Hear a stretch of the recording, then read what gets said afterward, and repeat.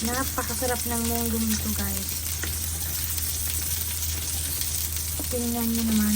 Hi guys, na-miss ko ang munggo kaya magluto ako ng munggo ngayon, magpapalambot tayo. Nakabili kasi sabi ng munggo na 400 grams sa Don Quixote. Tara, magluto tayo. Lutuin ko lang to siya guys sa luhit, mga isang oras siguro mahigit hanggang lumambot. Hindi ako gagamit ng pressure cooker. Ganito lang, yung luhit lang siya guys, tapos sobrang habang oras para lumambot. Tapos durug-durugin ko siya mamaya.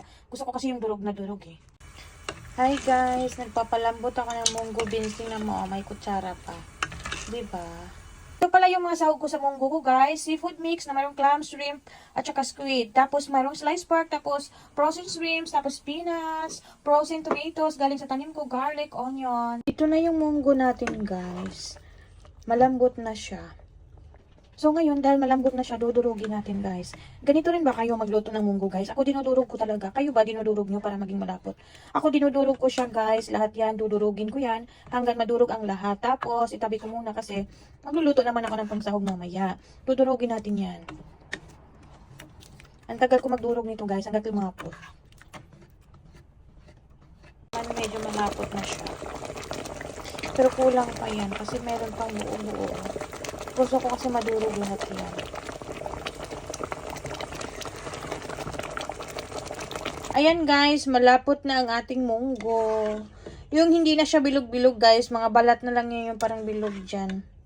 Okay na siya, tas iset aside na natin at magluto na tayo ng mga sahog. Ayun na guys, nagpainit na tayo ng kawali. Ilagay na natin yung pork kasi magmantika yan eh. Ayan ang gagamitin natin mantika guys, pandika ng bawang at saka sibuyas. Sliced pork pala ang gamit ko guys. Kasi konti lang naman lalagay ko ng karne. So okay na yun. Ilagay na natin ang garlic. Maluluto na yan kasi may mantika na yun. At isunod natin yung sibuyas. Ang bango guys. Bawang pa lang ang nilagay ko. Sobrang bango na. Hindi ako nagbukas ng saucepan kaya ang bahay namin ngayon. Abay ulam. So ayan, okay na yung bawang. Lagay natin yung sibuyas. Maraming sibuyas guys. Saka malalaki yung hiwa. Tingnan nyo naman, sibuyas overload. Tingnan talaga ako magluto guys. Maraming sibuyas at bawang. Maganda sa katawan yung sibuyas guys. Ito ang paganda ng dugo natin. Ayan, isigisahin ko lang sila kung kaluto na yung sibuyas. Tapos ilagay ko yung kamatis mamaya. Pag okay na ang siguro, di ba hindi ako gumamit ng mantika? Ayak kasi na oily na pagkain guys. Nasanay na kasi ako dito sa Japan. Hindi lang ulit mga oily. Kaya nakakaumay kasi pag oily. Gulay na niluto mo, bakit mo damihan ng mantika, di ba? So ayun, isa lang tayo. Ayan. Ilagay ko na yung kamatis guys. Frozen pala yung kamatis guys kasi dahil yung katanin ko kaya nalambot siya. Kasi kanina ko pa siya nilagay sa plato. So lumambot lang siya. Ayan, isa ko lang natin. Tapos mamaya ilagay na natin yung mga shrimp. Tapos ilagay na rin natin ang munggo. Kung ito ang gamit ko pang halo, pero okay na. Ayan, kasi ito na natin yan.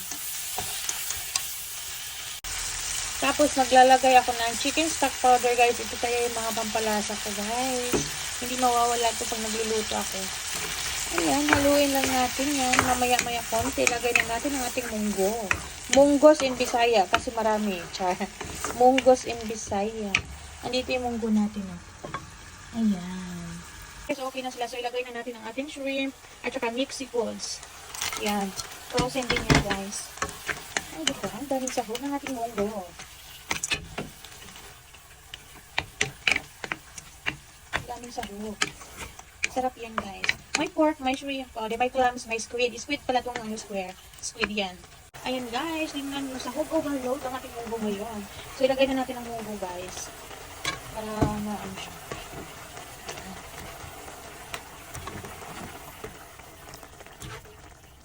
Guys, nahalo na natin ang ating munggo. Oh, napakasarap na munggo ito. Tingnan nyo naman. Sarap, guys. Ito palang ulam na. Ulam naman talaga to.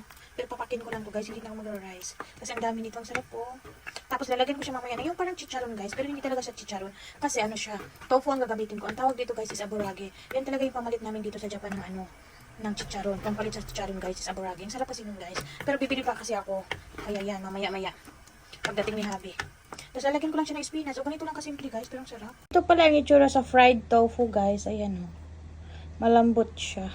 Ang pamalit ko sa chicharon guys, aborage. Fried tofu siya guys. Sliced fried tofu. Ang sarap nito eh. Ayun guys, lagyan natin ng fried tofu. Pampalit natin ng chicharon. Sarap yan guys. Ang sarap kayo nakaburage. Pwede ngayon ihawin mo lang tapos lagyan mo lang ng onions. Kasi yan ang nilalagay ko sa munggo guys. Ayan, tingnan niyo naman. Tapos mamaya pag kumulo na siya, lagay na natin ang spinach. Sarap nito. Ang chicharon lang kasi siya guys, pero healthy siya kasi gawa siya ng tofu. Ang chicharon naman is pork, di ba? O, di ba? Ngayon guys, lagyan na natin ng spinach. Lagyan natin ng gulay kasi mahilig ako sa gulay guys. Ayan.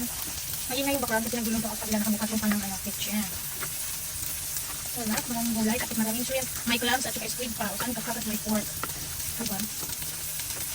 Lagyan natin ng gulay. Tampot ang ating munggo guys. Ayaw ko kasi sumasabay.